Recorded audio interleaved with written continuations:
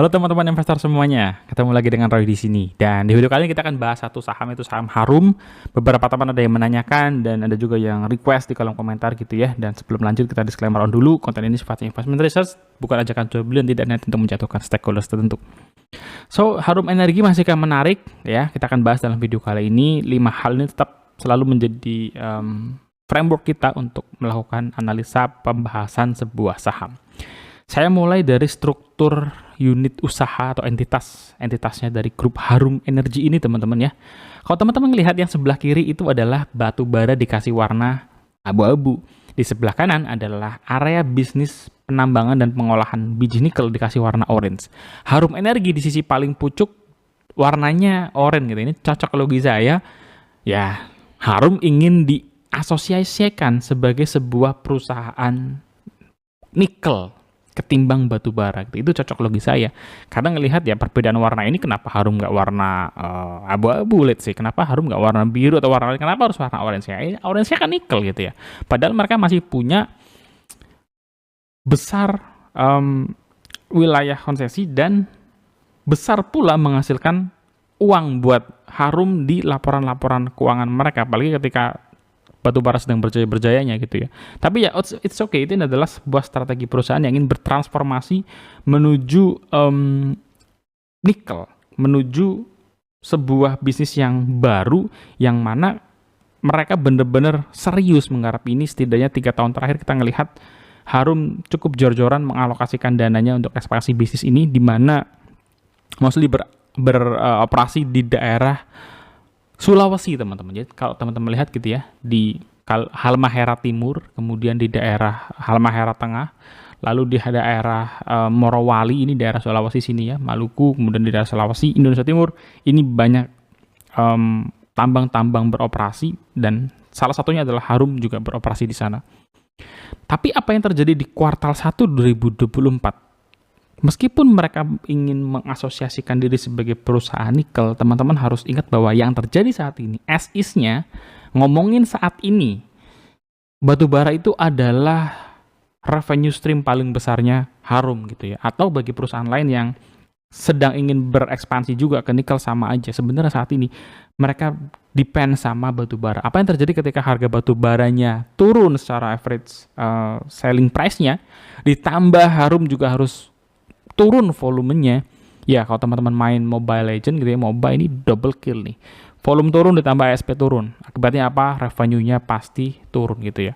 Di sisi lain positifnya adalah Harum mulai menikmati bisnis nikelnya gitu ya. Mulai dari kuartal 1 2023 kita lihat ups and down, tapi it's okay gitu ya. Setidaknya apa yang sudah mereka tanam itu cepat balik meskipun belum maksimal, belum segede dengan lahan utamanya di batu bara gitu ya. Tapi ini buah yang bagus dari konsistensi Harum ekspansi bisnis nikel dalam 3 tahun terakhir. Nah, balik lagi ngomongin soal sumber pendapatan utama, di mana sebenarnya di dalamnya adalah porsi besarnya adalah batu bara, maka ketika harganya tadi harga selling price-nya turun, volume batu baranya turun, sebenarnya secara pendapatan mereka pun tertekan akhirnya di kuartal 1 2024 ini, di mana mereka tuh laba bersihnya anjlok parah sampai 99%. Kalau pendapatannya sebenarnya nggak terlalu signifikan anjloknya gitu ya, hanya turun 10%. Tapi kenapa bisa seperti itu laba bersihnya di sisi bottom line? Banyak sekali variabel beban yang tidak menguntungkan Harum di Q1 2024 gitu ya. Apa saja? Tadi ya kalau misalkan batu bara oke lah mereka sudah turun. Tapi kalau misalkan dari sisi bebannya, beban pokok pendapatannya naik 33%. Kemudian mereka juga ada beban yang muncul dari perubahan penghitungan goodwill di MWI, di salah satu entitas usahanya mereka, entitas asosiasi mereka, anak usaha. Goodwill ini apa? Goodwill ini sama seperti kalau teman-teman baca prospektusnya Goto, itu banyak sekali goodwill dengan nilai-nilai yang sangat jumbo ya, akuisisi-akuisisi yang mereka lakukan. Jadi ketika mereka mengakuisisi, mereka menilai, mentaksir ini nilainya 100 miliar, apalagi teman-teman tahu di sektor teknologi itu gila-gilaan. Startup memberikan valuasi, later on ketika ternyata pendapatannya tidak sesuai dengan apa yang mereka taksir, di-adjust lagi turun. Ini kisah sama dengan Harum, mereka perlu melakukan perubahan penghitungan goodwill terhadap MBI. Dan yang menarik juga salah satu entitas usaha mereka dari Nickel Industry ini turun tajam dari 14 jutaan dolar jadi 900.000 teman-teman ya. Dari sini juga kelihatan penurunan cukup signifikan. Jadi kuartal 1 2024 bukan kuartal yang bagus buat Harum karena banyak hal yang membuat mereka tidak diuntungkan gitu ya. Termasuk ya ada yang dari goodwill, ada yang dari kontribusi dari entitas asosiasi juga nggak lancar nih setorannya untuk kuartal 1 2024 ini. Di sisi lain ya karena mereka rajin ekspansinya juga berasal dari utang, akibatnya ya asetnya naik, liabilitasnya naik, jalan beriringan. Tapi yang kita perlu take note adalah mereka itu bukan untuk apa-apa, tapi untuk menggenjot ekspansi mereka yang serius banget di bisnis nikel ini. Kita pindah ke bagian valuasi. Valuasi sekarang menurut saya nanggung, deket-deket sama min PI 5 tahunannya gitu ya. Fair price sih, tapi ya dibilang murah, belum murah-murah banget. Ya saya lebih nyebutnya nanggung aja kalau kita mau masuk di harga yang saat ini. Apa yang bisa mendorong Harum ini bisa semakin harum ya di waktu-waktu ke depan? Pastinya satu dari dua komoditas yang mereka punya itu harus rally gitu ya. Kalau kita berharap batu bara rally, tiba-tiba rally kayaknya agak berat kecuali ada tensi geopolitik yang panas lagi gitu ya. Kalau nikel mungkin belakangan ini harga nikel juga bagus lagi meskipun kembali agak turun, tapi tetap ya kenaikan dari komoditas-komoditas ini saya pikir tidak bisa seugal-ugalan tahun 2022 karena itu tuh benar-benar momen di mana ekonomi pulih, dibuka lagi dari keran setelah pandemi gitu ya. Banyak yang macet sana sini, akhirnya supply chain-nya berantakan ditambah tensi geopolitik, Rusia lawan Ukraina, akhirnya ya itulah terjadi hot commodity. Sehingga ya batu bara naik, nikel naik, biaya untuk pengiriman logistik naik, dan lain sebagainya. Banyak saham yang pesta ketika itu terjadi. Saat ini saya agak pesimis terjadi sama seperti saat itu lagi gitu ya. Tetapi at least saya ngelihat nikel bisa lah ya berada di harga 20 ribuan ke atas. Mungkin nggak sampai 30 ribu, tapi 22, 23, 25 mungkin bisa nikel bermain di arah sana. Ketika itu terjadi, otomatis dengan Harum ini sudah punya tambang nikel yang berjalan, dia bisa mendapatkan keuntungan dari kenaikan harga komoditas nikel. Tetapi, once kita bicara soal saham-saham komoditas, prinsipnya adalah semua saham komoditas itu sama. Mereka umumnya naik ketika harga komoditasnya naik gitu ya.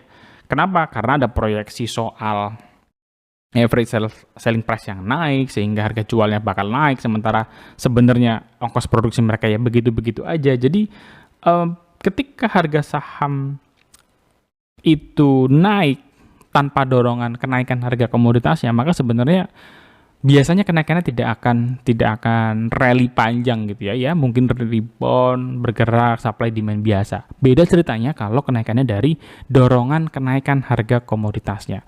Dan kita juga perlu mempertimbangkan growth. Kalau kita bicara growth, maka salah satu growth driver dari Harum adalah bisnis ekspansi nikel. Tetapi kita harus tahu bahwa bisnis ekspansi nikel ini butuh biaya yang besar banget. Di samping itu, kalau kita ngomongin soal proyeksi apa yang akan dikerjakan di tahun 2020, menurut saya bagus sih gitu ya.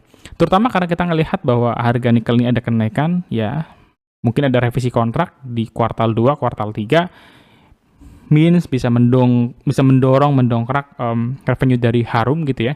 Tapi target dari 2024 ini kalau kita lihat ya dari sisi batu bara maupun dari sisi nikel kelihatan gapnya masih cukup jauh gitu ya. Apalagi kalau kita bisa bicara kontribusi di laba bersih akhirnya. Jadi menanggapi soal ekspansi yang dilakukan oleh Harum dan bagaimana saya sendiri melihat ini, maka sebenarnya hal yang menarik buat Harum itu adalah kondisi level di mana batu bara dan nikel itu 50-50 secara kontribusi laba bersih. Kapan itu bisa terjadi?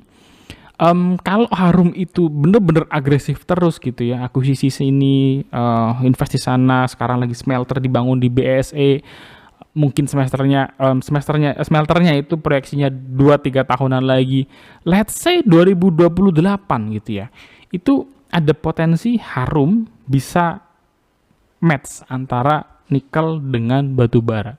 Menurut saya kalau sebuah perusahaan itu punya diversifikasi, dia punya faktor luck lebih tinggi. Kenapa? Ya siapa tahu tahun berikutnya batu bara yang naik dia untung, tahun depannya lagi nikel yang naik dia juga untung. Dua-duanya naik, wah itu pesta pora gitu ya. Jadi perusahaan yang mempersiapkan diri dengan baik dalam bentuk diversifikasi menurut saya bisa dihampiri faktor luck yang lebih sering dibandingkan dengan pemain tunggal misalnya. Tapi balik lagi kita harus pahami bahwa bisnis nikel ini bukan bisnis yang dilakukan oleh Harum bertahun-tahun sebelumnya. Ini bisnis baru, bisnis yang sedang coba dikembangkan secara agresif oleh Harum, sehingga yang namanya mau ekspansi bisnis tuh butuh duit, butuh biaya gitu ya. Ada memenya Ustadz Yusuf Mansur tuh, mana duitnya, mana duitnya, ya itu, mana duitnya. Dan ketika duitnya itu dipakai untuk membiayai aktivitas proyek ekspansi, artinya ya cadangan kasnya mengecil dan tidak ada dividen yang diberikan oleh Harum dalam RUPS kemarin gitu ya. Sehingga ya menurut saya buat investor harus bisa memahami ini. Namanya investor kan kalau dia ingin melihat perusahaan yang diinvest ini berkembang, ya dia harusnya nggak ada masalah ketika manajemen memutuskan untuk tidak bagi dividen. Pernah dengar ceritanya Pak Lokang Hong, dia tuh puluhan tahun nggak terima dividen dari PNLF. Bayangin ketika tiba-tiba dapat dividen itu kayak uang kaget aja ya, Pak LKH ya. Dan terakhir mengenai ekspansi, kemudian dan target Harum, lalu corporate action yang mereka lakukan. Satu hal yang saya kurang serak itu sebenarnya adalah mekanisme di mana Harum ini memberikan format pinjaman kepada BESE gitu ya. Ini sudah pernah kejadian kemarin di tahun kemarin, mereka mengasih uang pinjaman 500 juta dolar gitu ya. Later on di-convert jadi saham, menurut saya bagus gitu ya. Tetapi saya nggak tahu sih kenapa skemanya harus melalui seperti peminjaman gitu ya. Kenapa nggak mereka misalkan obligasi, buka obligasi, atau mereka pinjem kemana gitu ya. Sehingga ya harusnya ada jalan lain lah yang mungkin bisa dipertimbangkan. Saya sendiri nggak tahu kenapa mereka memilih jalan ini, terutama jalan di mana seolah-olah di depan tuh, ya maksudnya kalau ujungnya itu convert ke saham, kenapa nggak langsung dari depan? Mungkin teman-teman ada yang tahu gitu ya. Atau kalau mungkin pinjaman bisa lebih safe duluan, ya mungkin banyak faktor, tapi rasa-rasanya sih kalau Harum tuh sudah bener-bener engage banget dengan BESE, sudah ngelihat bangunannya, smelternya, dan lain sebagainya, progresnya. Toh mereka juga di dalam. Harusnya untuk yang kali ini mereka bisa langsung aja sih convert ke dalam saham ketimbang nunggu-nunggu belakangan. Itu aja teman-teman, dan kita tutup di bagian catatan akhir ini untuk pembahasan saham Harum. Subscribe dulu, tekan loncengnya, terutama buat teman-teman yang baru ketemu video kali ini.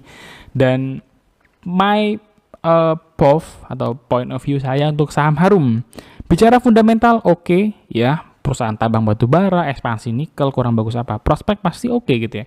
Masalahnya adalah maukah teman-teman investor di sini menemani up and down-nya nih Harum dalam proses menuju perusahaan nikel yang sekarang ini sedang bertransformasi dari batu bara menuju nikel, atau at least punya komposisi yang seimbang dalam kontribusi laba bersih 50-50 nikel dengan batu bara. Mau nggak ditemani si Harum ini gitu ya. Jangan ketika sekarang kelihatannya kayak, wah kenapa nih Harum liabilitasnya naik, nggak ada dividen gitu ya. Tapi kita, wah pengen pegang terus sahamnya gitu ya. Jadi kita harus bisa memilih ketika perusahaan sedang bertransformasi seperti ini, banyak plusnya, ada minusnya juga gitu ya. Pasti dalam kondisi itu ada plus minus gitu ya. Tinggal kita lebih cocok yang mana gitu. Karena apa? Karena kalau kita bicara soal perusahaan nikel, Harum bukan satu-satunya. Ada NCKL yang sudah punya HPAL satu-satunya saat ini gitu ya. Ada Inco, ada MBMA gitu ya. MBMA juga sama sih, dia sedang berjuang untuk bisa establish menjadi perusahaan yang mengoperasionalkan nikel. Mereka juga mau right issue lagi gitu ya. Atau Inco misalnya, Inco yang baru ditambah porsinya oleh Main ID misalnya, teman-teman tertarik. Sehingga jika tertarik dengan komoditas nikelnya, maka opsinya menjadi banyak. United Tractor juga ada nikel, bahkan dia ada emas, ada batu bara gitu ya, ada alat berat lebih komplit. Jadi opsinya menjadi banyak, dan teman-teman harus mempertanyakan ke diri kalian sebagai investor, why harus di Harum gitu ya. Kalau ada opsi-opsi yang tadi, silakan digali lagi, dan kalian jadi semakin tahu, semakin mantap dalam mengambil keputusannya. Cuman buat saya pribadi, ya, ini buat saya, karena kan kita sebagai investor punya strategi beda-beda gitu ya. Buat saya nggak cocok sih untuk saya masuk di Harum saat-saat ini, terutama ketika mereka terlihat makin serius dengan nikelnya, makin tajam dengan makin advance lah ya dengan akuisisi nikel. Saya lebih suka untuk invest di perusahaan yang sudah kelihatan gitu ya. Dalam artian bukan berarti Harum nggak kelihatan gitu ya.